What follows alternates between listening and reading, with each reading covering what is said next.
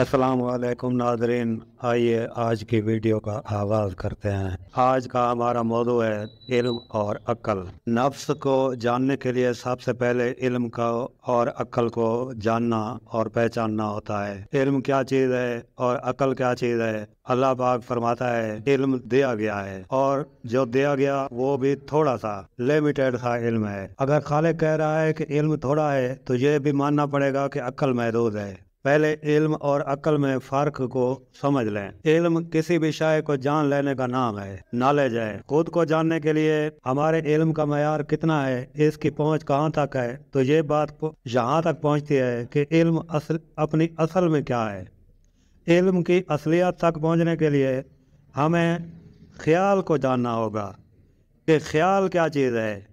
ख्याल को समझना होगा, क्योंकि ज़हन की जो हरकत होती है वो इल्म की हरकत होती है। यानी इल्म ख्याल से मुतहरक होता है, ख्याल से जिंदगी पाता है। ख्याल यादाश्त का नाम है। ख्याल तो एक मेमोरी है, एक डेटा है। अगर किसी की यादाश्त खो जाए तो उसकी सोच खत्म हो जाती है या बेतरतीब होकर इल्म के बिगाड़ में तब्दील हो जाती है और फिर पागलपन का दौर होता है। हमारे तमाम तर ख्यालात हमारी मुकम्मल तरीन यादाश्त है और हमारी तमाम तर यादाश्त हमारा माज़ी है। गौर कीजिए, क्या ऐसा नहीं है? हमारे पास मुस्तकबिल की कोई यादाश्त नहीं है, कोई डेटा नहीं है। हाल के अंदर फिल वक्त हम खुद मौजूद हैं। जिन तजर्बात व एहसास से हम गुजर चुके हैं वो हमारा माज़ी है।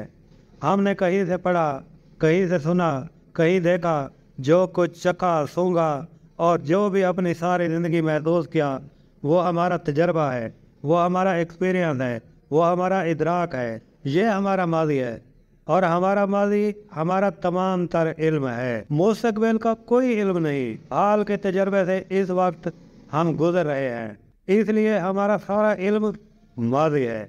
इल्म अपनी हकीकत में एक फैक्ट है, इल्म एक हकीकत है। दुनिया में कमोबेश 50,000 साल से इंसान जीते और मरते चले आ रहे हैं। किसी को इल्म नहीं, ना कोई गिन सकता है। यहाँ तक कि आजकल भी 6 अरब से ऊपर लोग जी रहे हैं, मर रहे हैं। अपने इतने अजीम लोगों की तादाद के दरमियान एक जीता हुआ एक इंसान बेहकीकत शय है। इसके तजर्बात लाज़िम है कि महदूद तर कहलाएं, क्योंकि इसकी साथी ज़िंदगी एक महदूद दायरे में चल रही है। इसलिए इसके पास माज़ी की सूरत में जो मालूमात हैं जिसे वो इल्म कहता है वो दिया गया है, लेकिन थोड़ा सा इल्म दिया गया है। और जो इल्म दिया गया है उसको इस्तेमाल करने का नाम अक्ल है। इल्म को इस्तेमाल करने का नाम अक्ल है।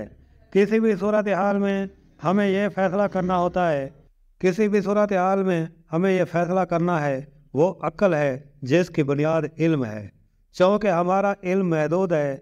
इस महदूद इल्म की बुनियाद पर रोज़मर्रा ज़िंदगी के जो छोटे बड़े फ़ैसले हम रोज़ाना करते हैं वो भी इंतहाई महदूद हैसियत के हामिल होते हैं।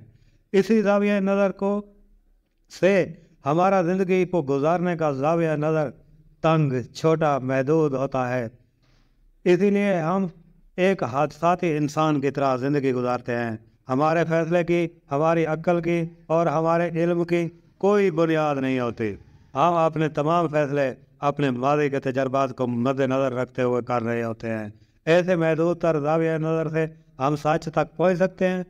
हम हाल में बैठकर अपने माज़ी का तज्ज़िया करते हुए अपने मुस्तकबिल यानी अपने फ्यूचर के खदोखाल बनाने और उसे तब्दील करने में, उसे मॉडिफाई करने में मसरूफ़ होते हैं। जबकि हमें तख्लीक करने वाला भी हमारा एक मालिक है जो कहता है कि कोई ज़ीरो नहीं जानता कि वो कल क्या करेगा। क्योंकि कोई नहीं जानता, इस राज से पर्दा सूरतुल बकरा में भी उठाया गया है। इंसान क्यों नहीं जानता? इस राज से पर्दा सूरतुल बकरा की आयत नंबर 30 से 33 में उठाया गया है, जब अल्लाह ने फरमाया कि मैं ज़मीन पर अपना नैब इंसान को बनाने वाला हूँ। तो फरिश्तों ने हैरत से कहा कि आए रब, ये तो खून बहाने और फसाद करने वाला है। अल्लाह ने कहा जो मैं जानता हूँ वो तुम नहीं जानते। फिर अल्लाह ने आदम को कुछ चीज़ों के नाम सिखा दिए। फिर एक मुद्दत बाद फरिश्तों से पूछा इन अशिया के नाम बताओ। उन्होंने आजिज़ी की कि अल्लाह तूने जो बताया हम वही जानते हैं, इससे ज़्यादा कुछ नहीं। फिर आदम को हुक्म हुआ تو اس نے نام بتا دیے۔ اگر آپ غور کریں تو پتہ چلتا ہے کہ ہمیں اشیاء کے ناموں کا علم ہے، ان کے اچھے برے خواص کا بھی علم ہے، لیکن ہم کسی بھی شے کی حقیقت نہیں جانتے۔ آپ کی پوری زندگی، آپ کے پورے علم میں کوئی ایک شے بھی ایسی نہیں جس کی اصل حقیقت اور ماہیت کا آپ کو علم ہو۔ مثال کے طور پر ماچس کا آپ کو پتہ ہے کہ اس سے آگ جلے گی، فائدہ کا بھی پتہ ہے اور نقصان کا بھی، لیکن آگ بذات خود کیا ہے اس کا نہیں پتہ۔ کیا آگ کچھ گیسز کا مجموعہ ہے؟ گیس اپنی اصل میں کیا ہے؟ اس کی ایکچوئلٹی کیا ہے؟